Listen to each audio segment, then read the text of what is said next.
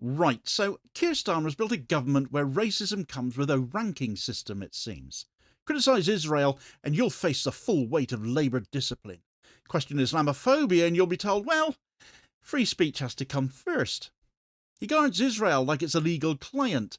He wields the IHRA definition of antisemitism as both shield and sword, a way to silence dissent while proving his loyalty to the establishment. But when the same logic is applied to Muslims, the principle suddenly collapses. The Islamophobia definition is scrapped, apparently, the promise of equal protection abandoned, and the hierarchy of Labour's racism exposed all over again. What Starmer calls restoring integrity looks a lot more like selective morality. One standard for Zionism, another for Islam, and nothing left of equality, except a filing cabinet full of exceptions marked up as for political use only. Right, so Keir Starmer likes to present himself as the lawyer who brought reason back to British politics, doesn't he? The clean pair of hands who would end the culture wars even as he bloodies them in actual wars, and certainly his loyalty to Israel in their genocide. To rebuild trust, though, and enforce equality without fear or favour. Yet when you trace his record, the story unravels into something else entirely. Because beneath the language of fairness, Starmer's built a structure of moral exceptions. He's not repaired Britain's equality framework, he's rewritten it to serve power. Before we delve into the moral righteousness of Starmer with regards to anti-Semitism and his apparent now scrapping of an Islamophobia definition in the name of free speech, it has to be acknowledged, setting all of that apart, that Britain already has one of the most comprehensive anti-discrimination systems in the world, the Equality Act of 2010, and it protects people from harassment or victimisation on the grounds of religion or belief, alongside race, sex, disability and other characteristics. It covers Jews, it covers Muslims and Christians and Hindus and Sikhs and atheists, all without distinction. So in that sense, the legal foundation for combating anti-Semitism and Islamophobia were already in place long before Starmer even left the Crown Prosecution Service, let alone entered politics. But Starmer's government has created a hierarchy inside of that equality. It's enforced one special definition of anti-Semitism, the International Holocaust Remembrance Alliance, or IHRA text, and since then has gone on to abandon the formal definition of Islamophobia that was being prepared for adoption. One community now receives a shield that extends into politics, another is told that protection must yield to free speech. Equality has not evolved here at all, it's regressed, it's imploded under the weight of all of its own exceptions and contradictions here. And for a leader of a party which has already had its inherent inequalities exposed via the Ford report, within which K.C. Martin Ford coined that phrase, hierarchy of racism, it's simply gone on to demonstrate nothing has changed within Starmer's party. The Equality Act's design was very simple. One statute to replace decades of fragmented discrimination law. Section 10 established religion or belief as a protected characteristic, prohibiting direct and indirect discrimination, harassment or victimisation in employment or in education or in housing and in our public services. The Equality and Human Rights Commission later confirmed that both anti-Semitism and Islamophobia already fall under that umbrella. The strength of the Act lies in its universality. A Jewish employee abused for being Jewish and a Muslim employee abused for being Muslim have the same statutory recourse. The law is blind to theology, it punishes prejudice, not ideas. The moment a government begins to carve out new group-specific definitions, as has happened though, the weaponization of anti-Semitism to protect Israeli interests, Zionist interests as we have seen, it turns equality from a universal principle into a catalogue of exceptions. That can only be seen in this context as a racist endeavour, therefore, surely. The IHRA working definition of anti-Semitism was drafted in 2016. It runs for a single paragraph and it lists 11 examples, 7 of which explicitly reference the State of Israel. And they include denying the Jewish people their right to self-determination, e.g. by claiming that the existence of a State of Israel is a racist endeavour, and applying double standards by expecting behaviour not demanded of any other democratic nation. And although presented as illustrative, these examples have become operational rules across British institutions. The then Tory government pressed universities to adopt the definition in 2020. Labour made it compulsory for party members. Under Starmer, adherence to IHRA became a loyalty test. The consequences are well documented. Kenneth Stern, the definition's author, told US Congress that his text was being weaponized to suppress political speech, free speech. The University College London Foster Review found that IHRA risks curbing free speech and academic freedom. Legal analyses by Liberty and the European Legal Support Centre reached the same conclusion. Starmer ignored the warnings. Although the IHRA definition was adopted by Labour in 2018 under Jeremy Corbyn, in 2020, after becoming leader himself, Starmer declared IHRA the gold standard and directed every Labour branch to adopt it in full. Members who criticised Israeli policy or supported boycott campaigns were suspended or expelled. The purge of the left, as it came to be called. Jewish anti-Zionists face the same sanction as genuine anti-Semites, so if that isn't weaponization of anti-Semitism, I really don't know what is. Within 2 years, a definition meant to identify hatred had ended up becoming a disciplinary weapon. That decision created Britain's first political exception inside equality law, and was done ostensibly to rid the party of Corbyn and those who supported him within the Labour Party, something that has now been linked to Labour Together and Morgan McSweeney, all coming out in Paul Holden's new book, The Fraud, which is currently having excerpts published in The Canary. Judaism and Zionism were fused. Criticism of Israeli state behaviour could now be treated as racial hatred. No other faith or ideology enjoys that kind of protection. But while IHRA enforcement hardened, the definition of Islamophobia has collapsed. In 2018, the All-Party Parliamentary Group on British Muslims published a report called Islamophobia Defined, describing it as a type of racism that targets expressions of Muslimness or perceived Muslimness. Labour under Jeremy Corbyn endorsed the wording, and it remained on the party website into the early Starmer years. Yet now, multiple outlets have confirmed that Labour have scrapped their plans to adopt a definition of Islamophobia, as was being worked on. Government figures said the move was now to protect free speech and the right to criticise religion. The party would instead use the phrase anti-Muslim hate. Shabana Mahmood, the Labour Home Secretary, has appointed former Tory Attorney General Dominic Grieve to draft a new, weaker formulation now, apparently. Starmer's Labour and the Tories not a fig leaf between them, but then we already knew that, didn't we? Muslim organisations warned that it downgraded protection just as anti-Muslim incidents were rising sharply. Tell Mama UK recorded 1,221 cases in 2023. That was up 46% on the previous year. Without a recognised definition, those figures sit outside any systemic framework. They're treated as social disorder, not as racism, and by doing that, it all ends up outside the framework of the Equality Act too. Officials defended the changes necessary for free debate, arguing that religion must remain open to criticism. But the inconsistency is glaring, isn't it? Free speech vanishes when Israel is criticised. It becomes sacred when Islam is, yet both are supposedly protected under the Equality Act anyway. Islam can seemingly be demonised when the question of Islamophobia by some commentators is a matter of debate as to whether it even exists, yet anti-Semitism is protected above and beyond all other face-facing racist attack due to the addition of the much weaponised IHRA definition. Equality in this country has had a hatchet taken to it for political convenience. The free speech defence being made now, therefore, dissolves under inspection. The government that claims definitions should not restrict debate already restricts debate when it comes to Israel. The IHRA's Israel-centric examples turn ordinary political critique into potential misconduct. Academics and artists and councillors have been disciplined under that logic. Yet when it comes to Islamophobia, the same ministers invert the argument. They frame anti-Muslim rhetoric as expression, not prejudice, because free speech. But what emerges is not a principled defence of speech at all, but a managed hierarchy of speech that matches Labour's hierarchy of racism. The ability to offend is granted or withheld according to political value, therefore. The pattern is visible in the enforcement as well. Universities self-censor Palestine solidarity events to avoid breaching IHRA obligations. No university faces equivalent pressure to address anti-Muslim hate, does it? Police monitor chants at Gaza marches but overlook routine vilification of Muslims online or in protests led by far-right figures. Free expression expands or contracts depending on the target. This is the machinery of exception at work. The IHRA definition narrows the boundaries of legitimate criticism. The removal of an Islamophobia definition widens the boundaries of permissible abuse. So together, they redefine the perimeter of acceptable racism.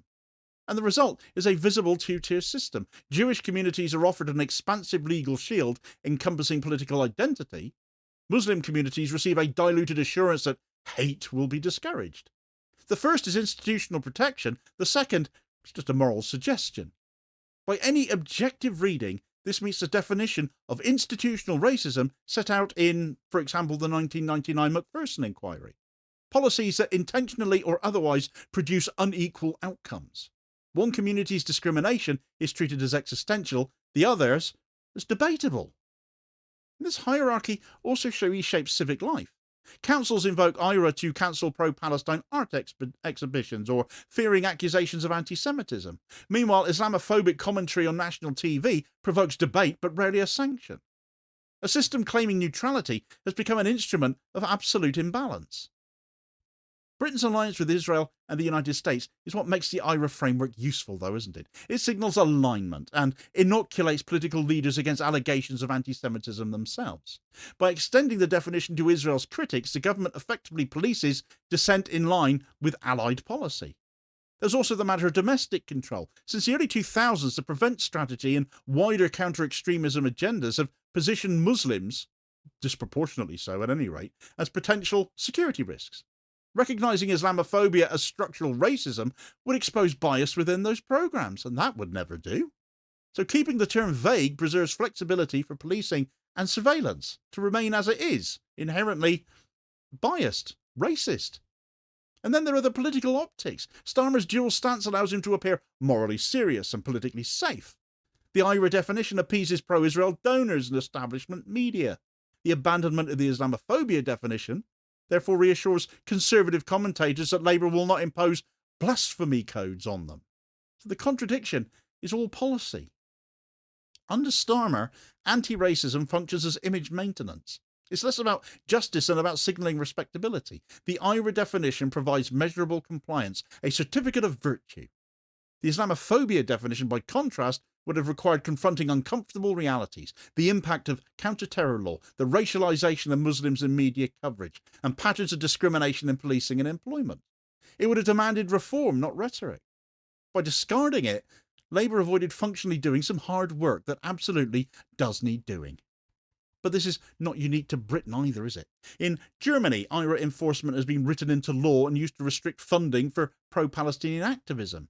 In France, the principle of laïcité is deployed to regulate Muslim expression while leaving pro-Israel advocacy untouched. Britain has adopted the same template, equality framed through the lens of alliance politics. And the outcome is oh so predictable. The public language of tolerance masks the reality of a bureaucratic hierarchy beneath. Anti-racism has become an administrative brand instead of a moral framework. The first consequence of that is always going to be legal fragmentation. Once definitions diverge, enforcement ceases to be consistent. A Jewish employee may rely on the IHRA definition to argue that criticism of Israel has created a hostile workplace for them. A Muslim employee subjected to comparable hostility cannot reference an equivalent standard, though. The law, therefore, no longer speaks with one voice. The second consequence is delegitimised dissent. With IHRA enforced, criticism of Israeli policy can be deemed anti-Semitic regardless of intent or context. Councils and universities cancel events. Public debate contracts. Activists supporting Palestinian rights operate under implied suspicion. Just look at multiple arrests on pro-Palestine protests to acknowledge the truth and the reality of that. The third is normalised prejudice. Without a structural definition, Islamophobia is relegated to the status of bad manners. Rising incidents are logged but disconnected from cause. Tel Mama's figures show a sustained upward trend, but policy remains static, and that won't change for as long as it's implied that this is not a racism problem, but protected as free speech even. And again, the equality goes out the window where the racism reality gets negated. And the fourth is public cynicism. Citizens watching one form of hate punished and another rationalised conclude that anti-racism itself is just a matter of opinion, damaging the protected nature of these characteristics for everyone. And that perception corrodes trust in institutions and fuels resentment across communities. Each consequence reinforces the others. The collapse of legal universality leads to social division. Division becomes justification for further exceptional measures. Equality doesn't erode slowly, it collapses in real time. So the deeper question is what is anti-racism actually for these days? Is it meant to protect people from discrimination or to protect power from scrutiny? We can all argue what Labour has done under Starmer, having seen what has played out over the last 5 years he's been Labour Party leader, to suggest, especially in light of the scrapping or watering down of a definition of Islamophobia, that it is very much the latter. If the purpose is protection of people, the standard's got to be uniform, though. Criticism of any state or ideology is not racism. Hatred of individuals for who they are is. That logic demands some symmetry between antisemitism and Islamophobia. They need to be treated on an equal footing, as all forms of racism must be. It's so maddening it is already in place in actual fact, and yet the IHRA definition and this mockery being suggested now for a watered-down version of Islamophobia are getting in the way of that. But this is the mess that has been deliberately created in the UK where racism is concerned. If the purpose is protection of power, exceptions are inevitable. Governments will draw the line where criticism threatens allies or exposes their own practices. Starmer's approach confirms the latter. The IHRA and the Islamophobia reversal serve the same function. They consolidate moral authority around the state and its allies. This is anti-racism or racism itself as governance, depending on from what aspect of this you look at this. But it amounts to the same thing. The government defines who may be offended and who must tolerate offence. It polices discourse to stabilise its alliances and deflect accountability from itself. In that sense, the rhetoric of equality has been weaponised into an instrument of control.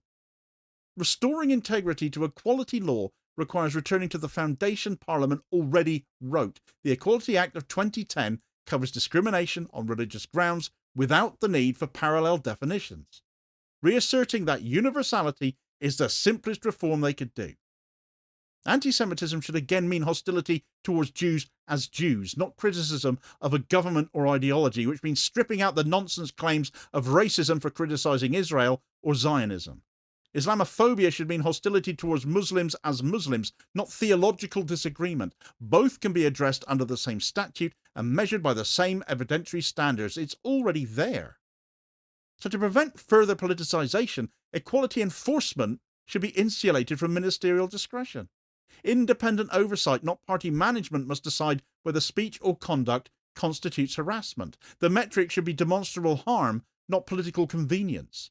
Take this out of the hands of the politicians and make sure donor influence can't play a hand in it too. Finally, definitions must separate belief from behaviour, protect people's right to worship, protect everyone's right to challenge belief systems. That boundary is the foundation of secular equality. Starmer's record shows how easily moral language can be turned into administrative hierarchy. The IHRA definition for all of its faults, as acknowledged by its own author, now acts as a state-endorsed speech code aligned with foreign policy interests. The scrapping of the Islamophobia definition plan functions as permission for prejudice framed as debate. The pattern is one of state control in the state's interests. Protect upward, manage downward. And the cost is legitimacy. Anti-racism that privileges one group's sensitivities over another's ceases to be credible. Citizens who witness this bias internalise its message, that fairness is negotiable and that moral protection depends on political value. This has social and international consequences. Domestically, it fractures solidarity amongst minorities who see their experiences ranked. Internationally, it weakens Britain's standing when it lectures others on human rights. A state that legislates exceptions at home cannot claim morality abroad, whether they are led by a former human rights lawyer or not. Equality, by definition, cannot have favourites. And once it does, it becomes hierarchy disguised as fairness, a hierarchy of racism. Britain's not short of anti-racism law, it's just short of consistent application of it.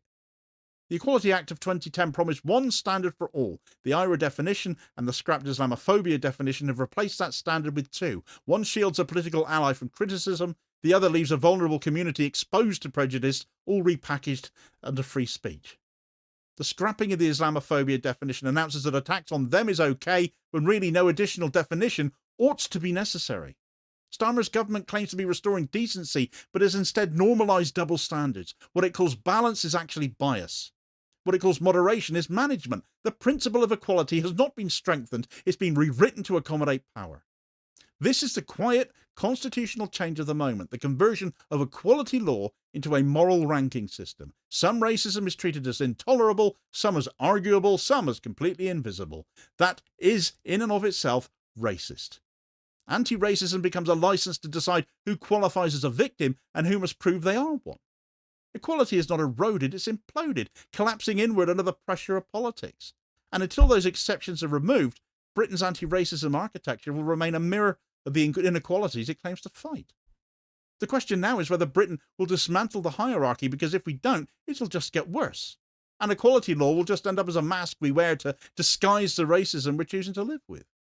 And of course, we've got a prime example of this on show right now, as Keir Starmer's government is seemingly still determined to try and accommodate Israeli football fans, even though Israel themselves have just called off a match involving the club in question, Maccabi Tel Aviv, because the scenes of chaos they deemed too dangerous, even as a threat to life. So get all the details of that story in this video recommendation here as your suggested next watch. Please do also hit like, share and subscribe if you haven't done so already, so as to ensure you don't miss out on all new daily content, as well as spreading the word and helping to support the channel at the same time, which is very much appreciated. Holding power to account for ordinary working class people. I'll hopefully catch you on the next vid. Cheers, folks.